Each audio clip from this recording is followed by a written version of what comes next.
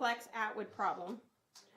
So an Atwood problem works like this, and we call them Atwood machines.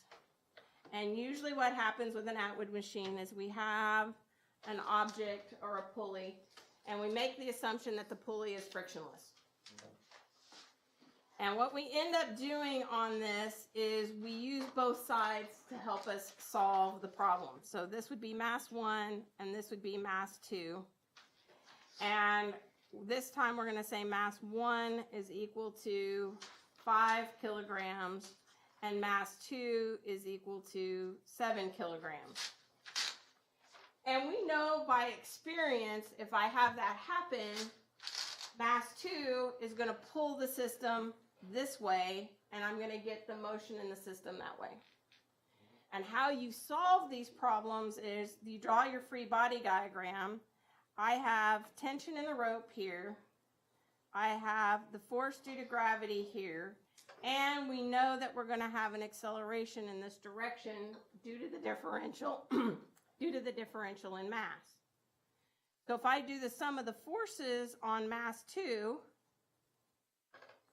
it's going to be mass 2 times the acceleration that we don't know is equal to the tension minus mass 2 times its force due to gravity. Now on this side, we have a little different situation.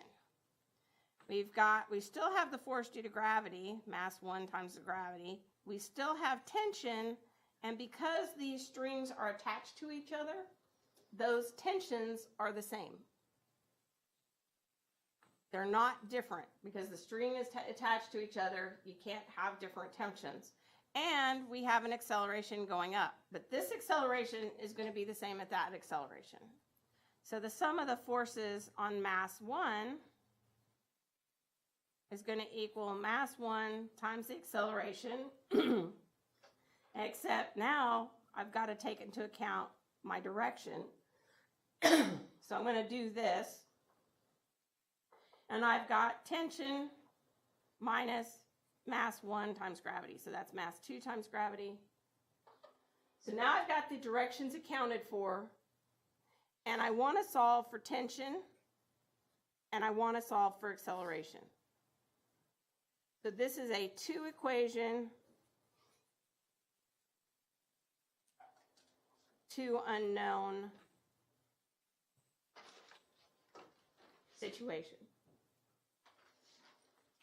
And you guys saw these 2 equation, 2 unknown situations in algebra, and you know that there are a couple of tricks to doing it. So I'm going to write this out. So I've got M1 acceleration is equal to tension minus M1 gravity. And I have a negative M2 acceleration is equal to tension minus M2 gravity. Well, one trick to doing 2 equations, 2 unknowns is to mathematically subtract the second equation. So I'm going to subtract this equation. And when I do that, I get M1 acceleration plus M2 acceleration is equal to minus M1 gravity plus M2 gravity. Everybody see how I got that part? You guys okay over there in Enid? You see how I got that part? Okay, I've got nods of heads, so we're good. So now we're going to solve for acceleration. So I'm going to have M1 plus M2 times acceleration, and I'm going to clean this up to make it a little easier to deal with. I've got M2 minus M1 times gravity. I've got the acceleration is going to equal M2 minus M1 times gravity divided by M1 plus M2. Now I can plug in numbers. So I've got 7 minus 5 times 9.8 divided by 7 plus 5. And if I plug that into the calculator,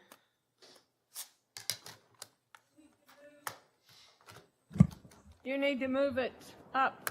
Okay, We can't see the bottom. there we go. Thank you.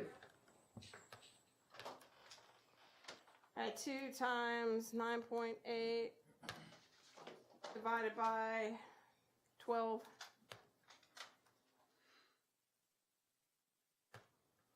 And I get 1.63 meters per second squared. And we know the direction because we've drawn it in on our diagram. Now that I know this, I can pick one of the other equations to solve for tension. So what I'll do is I'll come back up here and I'm going to solve for tension. So tension is going to equal m1 times acceleration plus m1 times gravity, which is going to be, m1 is going to be 5 kilograms. And then I have my 1.63 plus 9.8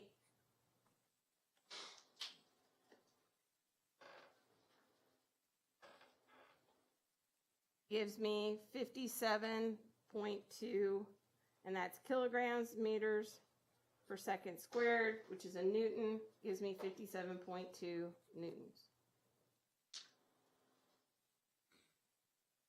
So that's called an Atwood problem. And we call it an Atwood machine. But we can play with it and change it up and make things complicated because we like to do that. You know, we like to do that. So this time I'm going to do a similar problem, except now I'm going to put it on an inclined plane. This is going to be 40 degrees. I've got a frictionless pulley, and I've got a mass sitting out here on my inclined plane, and I have a mass sitting right there. We're going to do this as M1, and this one's M2. M1 is equal to 5 kilograms. M2 is equal to 10 kilograms. And we want to find acceleration, and we want to find tension in the string.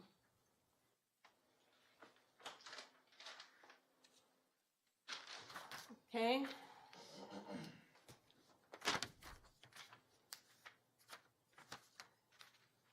So I'm going to draw my free body diagrams again. I've got M2. I've got M2 times gravity. I've got the tension in the string. And in this case, if I assume no friction, so this one is going to be frictionless. If I assume no friction, we know by experience that this is going to go in this direction. So now if I do the other one, I've got the force due to gravity. I have a normal force. I have tension in the string.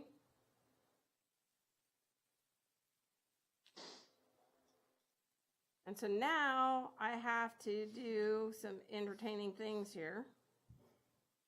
This is going to be the force due to gravity parallel. So there's my 40 degrees because of my inclined plane. So that's going to be sine of 40 degrees. This one is going to be M2G cosine. Or M1, I'm sorry, this is M1. Cosine. That's I'm doing that particular mass. So now I've got the summation of the forces on mass 2 is going to equal, my acceleration is going down, so it's going to be mass 2 times my acceleration is going to equal the tension minus mass 2 times gravity. The sum of the forces on mass 1, I'm going to do this parallel to the plane. It's going to have its acceleration goes in that direction. So it's going to have mass 1, and I'm going to have my acceleration. And that acceleration is going to be the same because they're attached by a string. I'm going to have the tension in the rope. And then I'm going to have mass 1 gravity sine of the angle. Because that's the force that's opposite the tension. I'm going to do the same thing that I've done before. Okay, I'm going to do the same thing that I've done before, so I'm going to go ahead and write this. I'm going to multiply this by, because we're going to subtract it out. So if I subtract it out, I get m2a minus t plus m2g. So I get m1 plus m2a is equal to m2g minus m1g sine of the angle.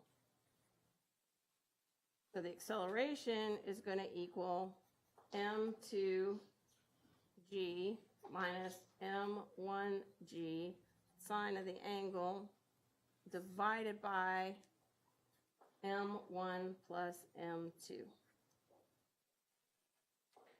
Now I can plug in numbers. In this case, I've got 10 times 9.8 minus 5, 9.8 sine of 40 degrees divided by 15, because 10 plus 5 is 15.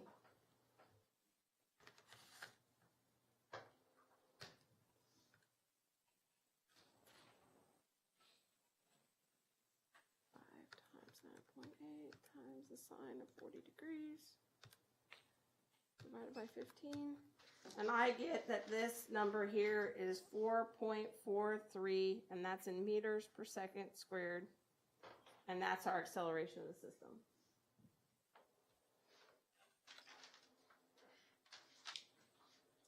Then I can pick one and solve for tension.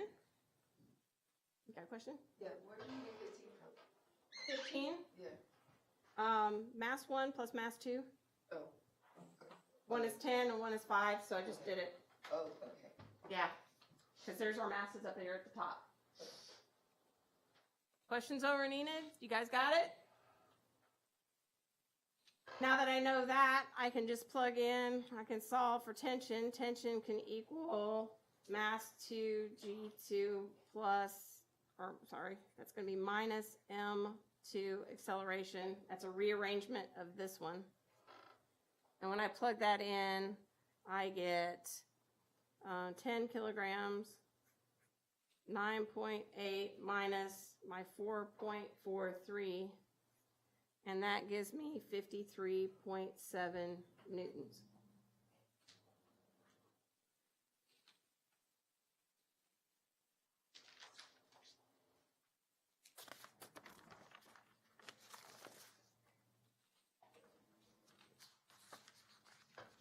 All right, so now we're going to throw in friction.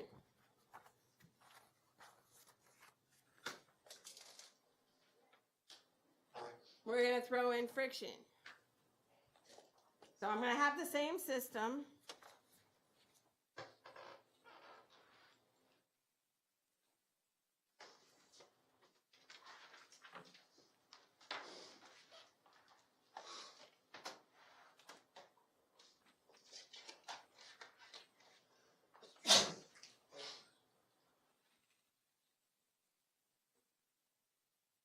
And we're going to use 40 degrees.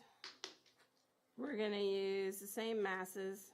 So this is going to be 5 kilograms. This one's going to be 10 kilograms. I've got tension here. I have a normal force. And now I have a resistive force due to friction. We've got a resistive force due to friction. I have over here, I've got, and then I've also got my force due to gravity. Over here, I've got that tension.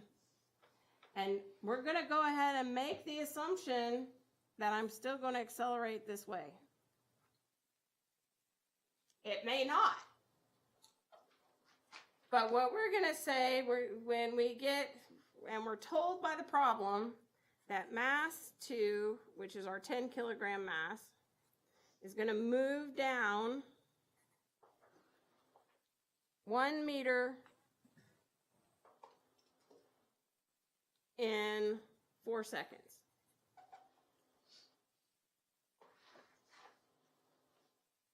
So I can use that to determine my acceleration.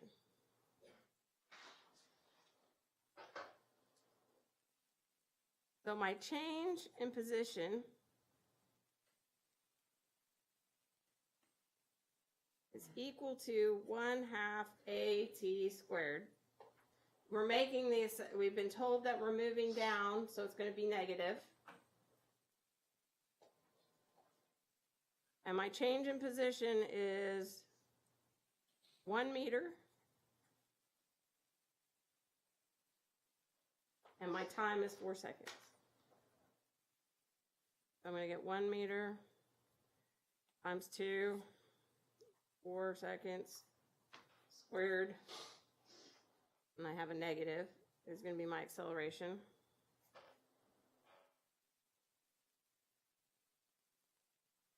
I get the acceleration is a negative 1.25 meters per second squared.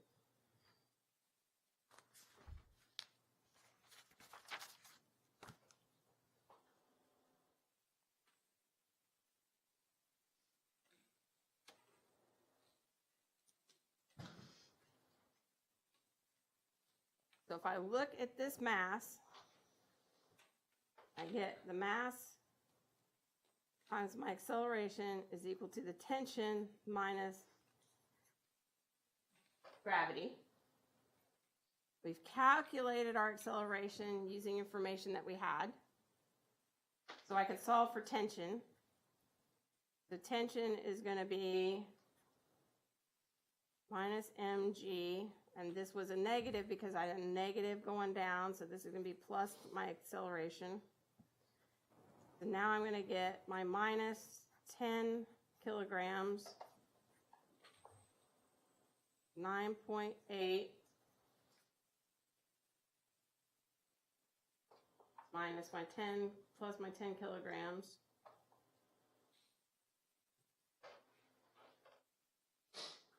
And it's 0.125.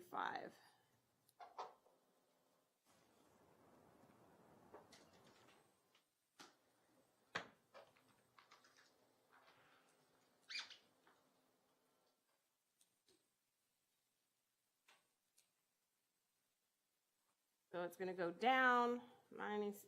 The tension is facing down.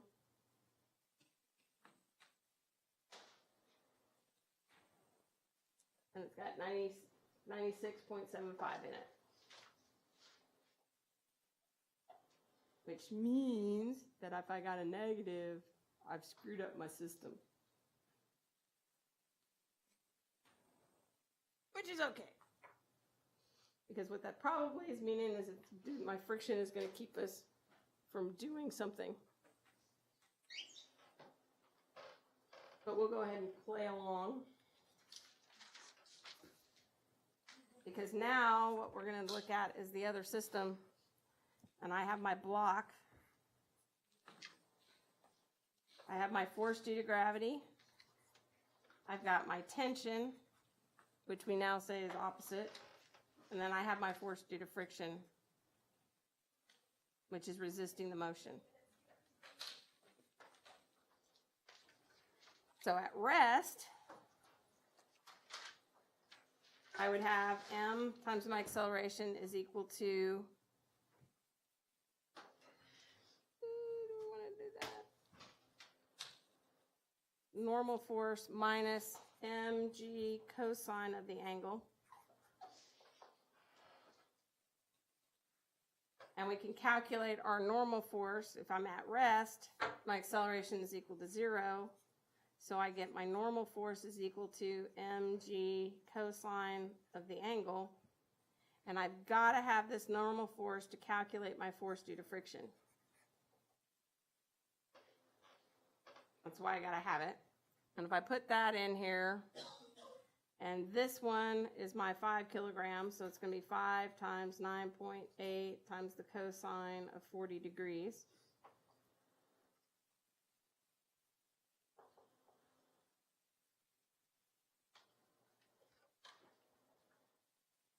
Gives me 37.5 newtons. Now, if I look at my system, I'm going to take the mass times the acceleration has got to equal the force due to gravity. And in this case, we have the acceleration. We've said the accelerations go in that direction. So that's my accelerations going that direction. This is going down the plane. My tension is going up, and my force due to friction is going down.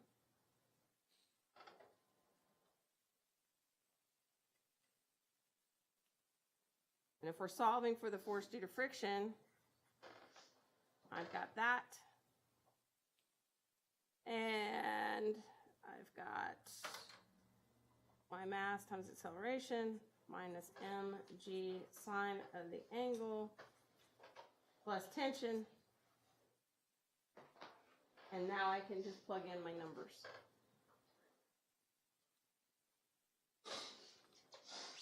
And if I know that, I can actually calculate the coefficient of kinetic friction.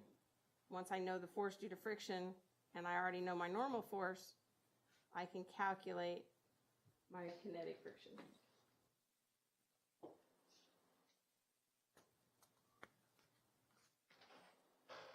So you can play with that one because I want to do a couple others.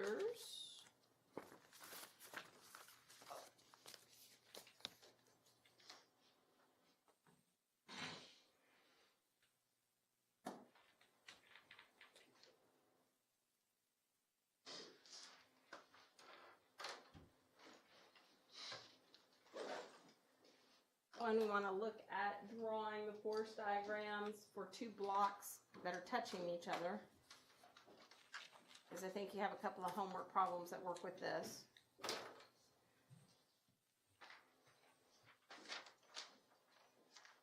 Got a block,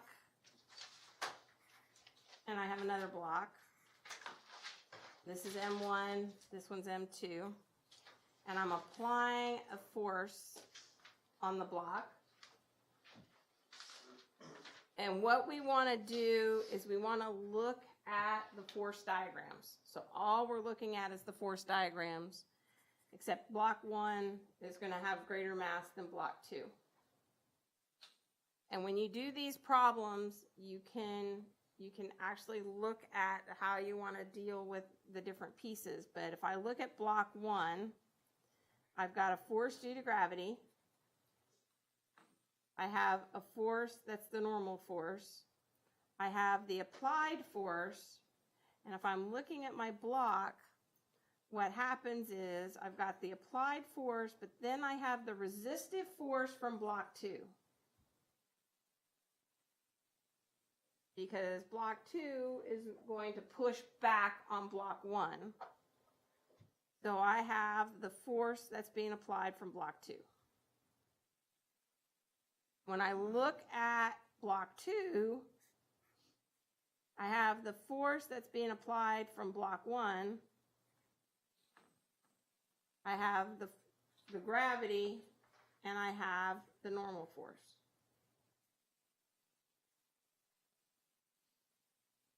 There's nothing on that side associated with it.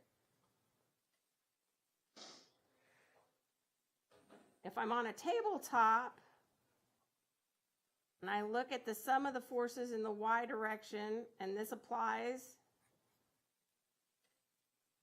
to both blocks,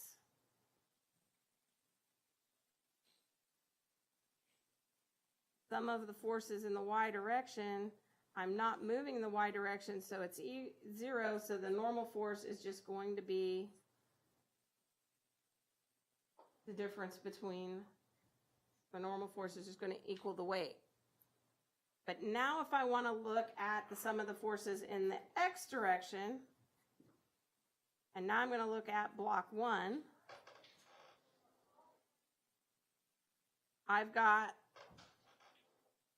block 1 times whatever the acceleration is going to be has got to equal the force that's being applied minus the force from block 2.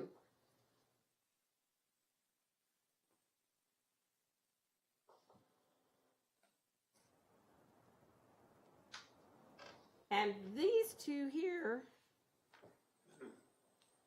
have to be equal. Because if I use Newton's third law, I've got forces act in pairs and they're equal but opposite. So we're going to call this a force P.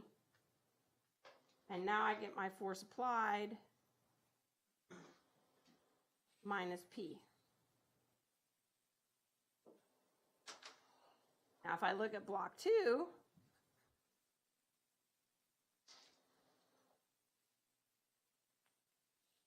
I'm still going to have the acceleration. I'm going to have P being applied.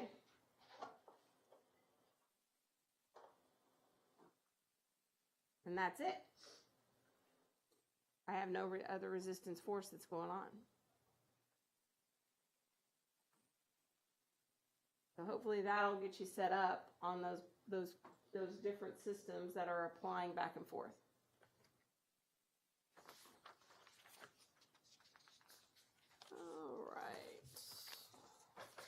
Want to do a tension in the sign problem. Want to do tension in the sign problem, and then I want to do my penguin problem.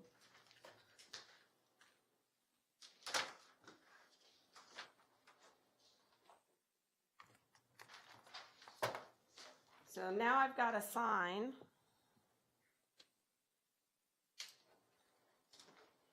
That's being held up by 2 wires.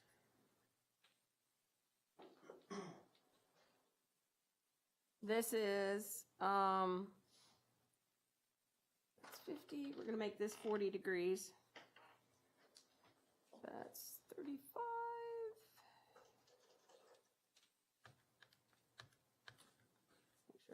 We're going to make this 55 degrees. And we've got this weight of the sign. And we're told that this is a 50 kilogram sign. So mg is going to be 50 kilograms times 9.8. That's going to give me 490 newtons. Now, common mistake on a test, common mistake on a quiz is we tell you, this one I've told you it's a 50 kilogram sign. We may tell you it's a 500 Newton sign. Watch your units, because a common mistake would be if I told you it was a 500 Newton sign, one of the common mistakes is that you're so used to multiplying by 9.8 meters per second squared, you get something, if I do 500 times 9.8, I get 4,900. And this is in some weird unit like that, and then you proceed to work the problem. Use your units to make sure that you've got the right thing. You divide by 9.8. No, this I'm telling you a common mistake. This is a common mistake. If I tell you in the problem I have a 500 Newton sign, a lot of you will go ahead and multiply it by 9.8 because you've done it out of habit, because I usually tell you you have a 50 kilogram sign. WebAssign does the same thing. You may have a problem in your homework that they give you the weight, not the mass. So you've got to be careful what the problem gives you, because that is not correct. And that is a common mistake. And if I do a multiple choice test, guess what one of the answers is? That one.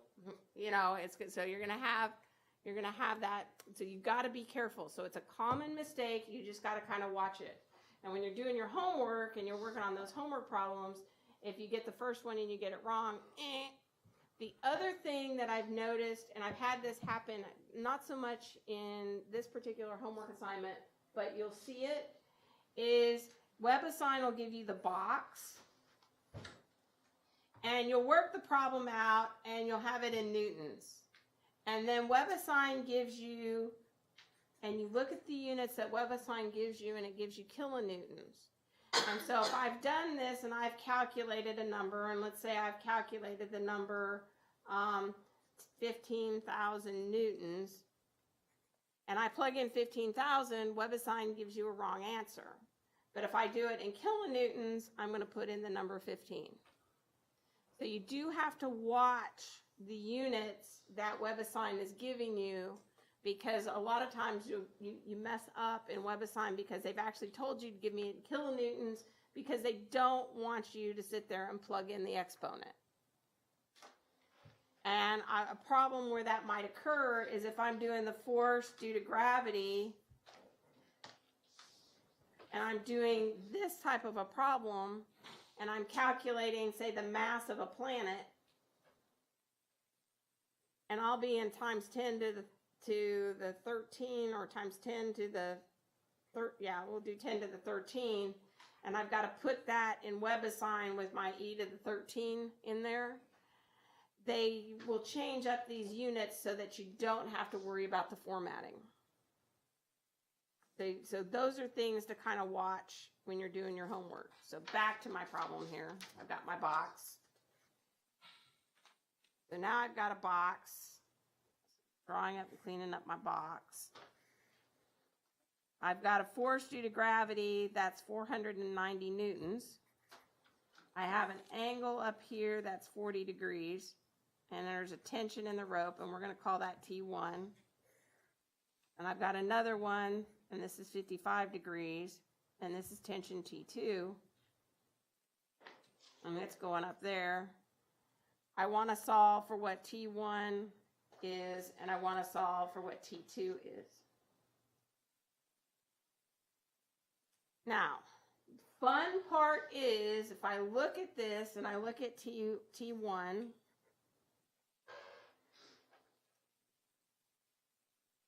there's my 40 degrees. I've got T1 sine of my 40 degrees, and I have T1 cosine of my 40 degrees. I've over here on this one, T2 sine 55 degrees, and that side is T2 cosine 55 degrees. I do my forces because my x's and y's are independent. The sum of the forces in the y direction, this is a stationary sign. So it's in equilibrium, which means that the mass times acceleration is equal to 0. So my summation of forces in the y direction are equal to 0. I've got T1 sine of 40 degrees from the first side. I've got T2 sine of 55 degrees from that side, but I've got the weight hanging down. I have to subtract it off.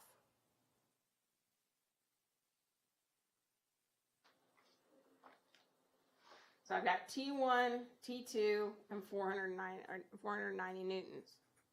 Now the summation of the forces in the x direction got to equal 0. And now I have T1 cosine of 40 degrees minus T2 cosine 55 degrees. So I'm going to use the other trick for two equations, two unknowns. I'm going to solve for one of these. So I'm going to get T1 cosine 45 degrees is equal to T2 cosine 55 degrees. I'm going to solve for T1, so that's T2 cosine 55 degrees divided by cosine 45. I've started carrying 45 degrees. It's 40 degrees.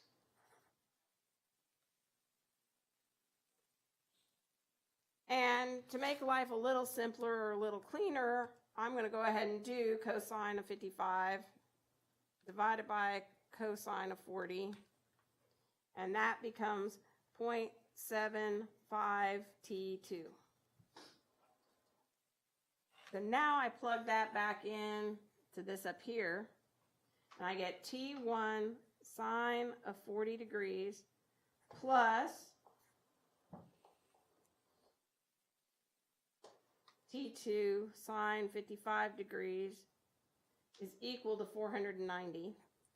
Now I'm going to put in my 0.75 T2 sine 40 degrees plus T2 sine 55 degrees is equal to 490. So I'm going to go ahead and do the calculation.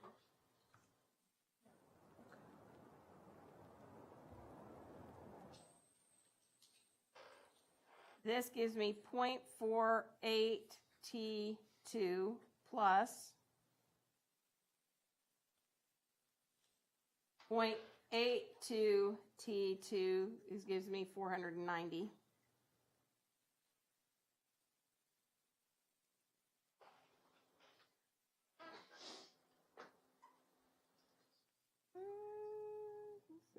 .48 plus 0.82 gives me 1.3 T2 is equal to 490. T2 is equal to 490 divided by 1.3. And I get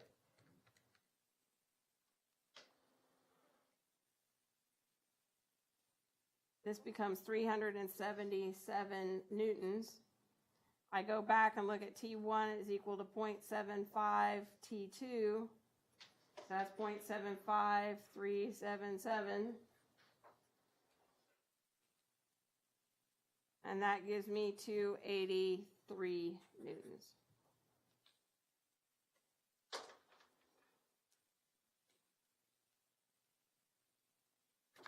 So once you have that answer, you just times it by the other one? Yeah, once you have this one, just put it back in the original equation and you get the other one. Okay. It's another 2 equation, 2 unknowns. It's just a different way of solving the 2 equation, 2 unknowns.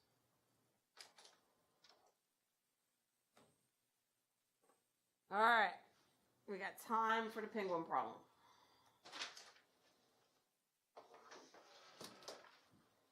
So, what I have is this. I have a sled. We're going to apply a force on the sled. And I got a penguin sitting on my sled here. There's my penguin. And we're given the following information. The sled weighs 60 newtons. The penguin weighs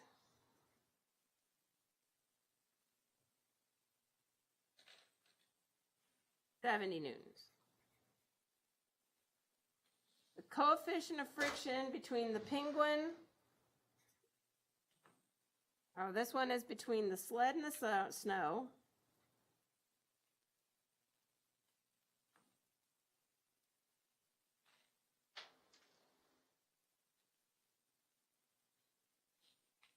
And the coefficient of friction, and this is a static friction,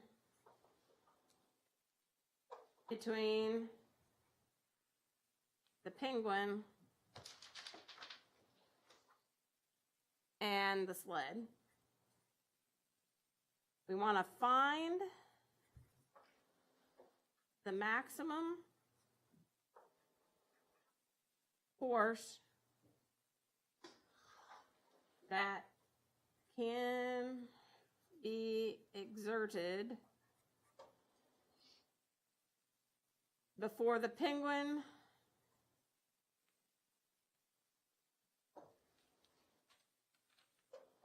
slides off.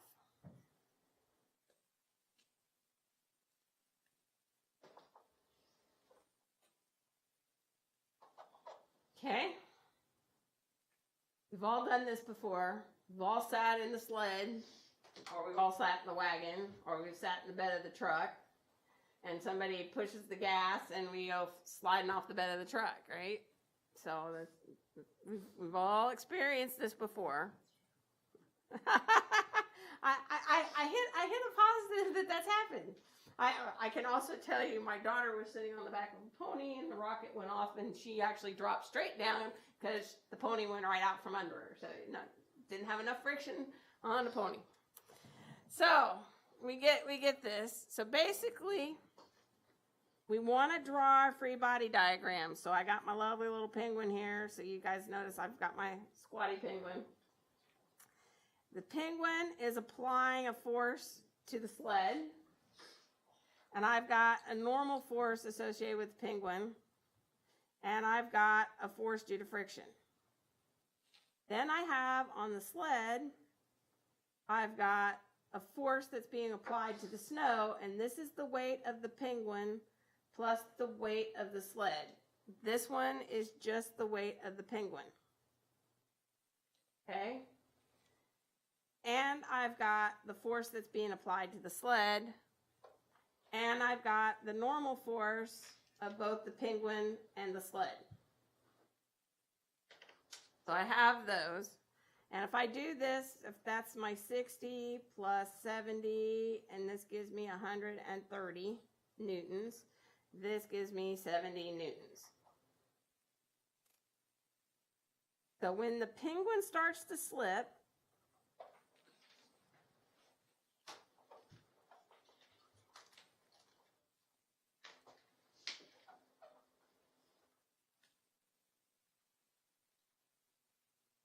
I've got the force due to friction is equal to the coefficient of static friction times the normal force. And that we're looking for is the force of the pull. And that's the mass of the penguin, and that's the acceleration of the penguin.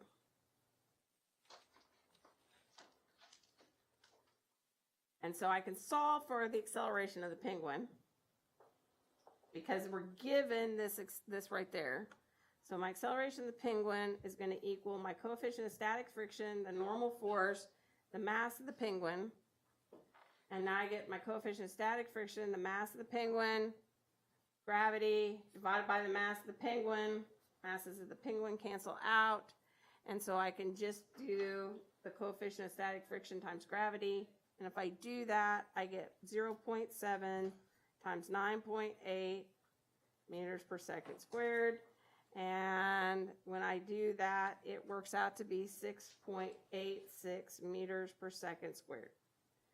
So if I get an acceleration of 6.86 meters per second squared, the penguin is going to come sliding right off. We need to move it up. Thank you.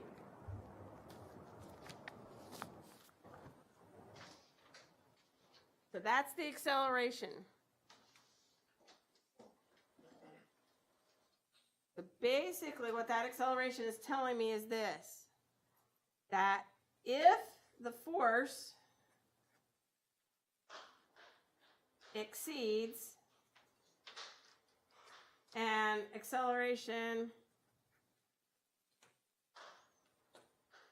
of 6.86 meters per second squared, the penguin comes off the slide.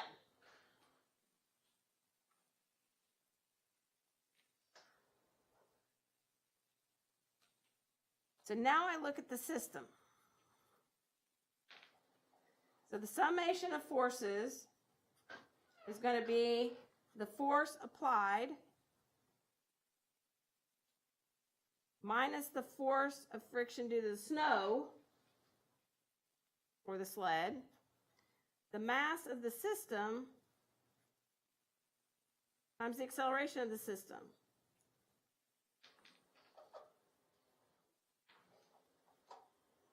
We're solving for force applied. That's going to be the mass of the system, acceleration of the system,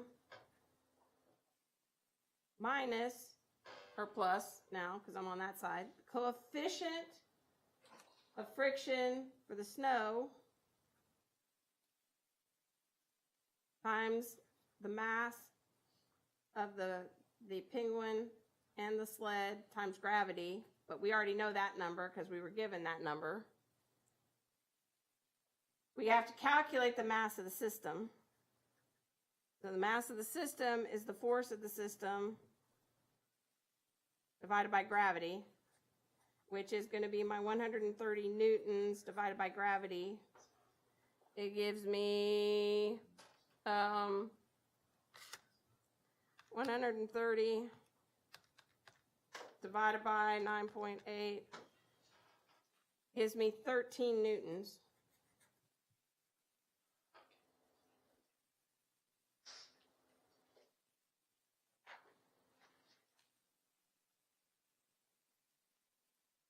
I'm going to do the coefficient of snow, mass of the system, gravity. That's 0.1, 13 newtons. Oh, sorry. This is going to be 130 newtons because we already have that. I don't have to recalculate it.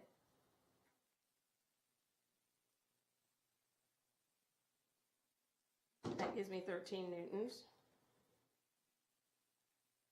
And you guys this is kilograms. Newtons divided by meters per second squared. I've got kilograms, meters per second squared. That's 13 kilograms. So the force applied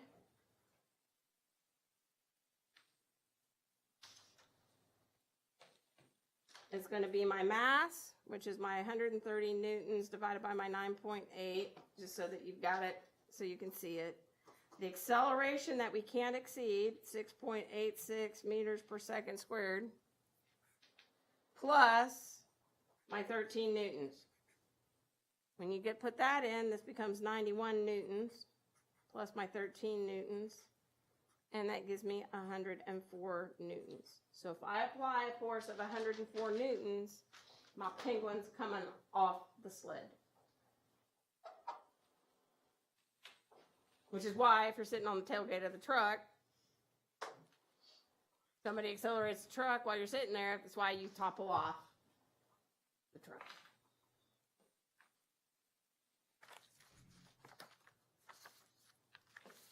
So hopefully that helps you guys with your homework. So you can probably tackle some of those problems that you were stuck on. And I see you Friday. Because I don't want to start energy until Friday.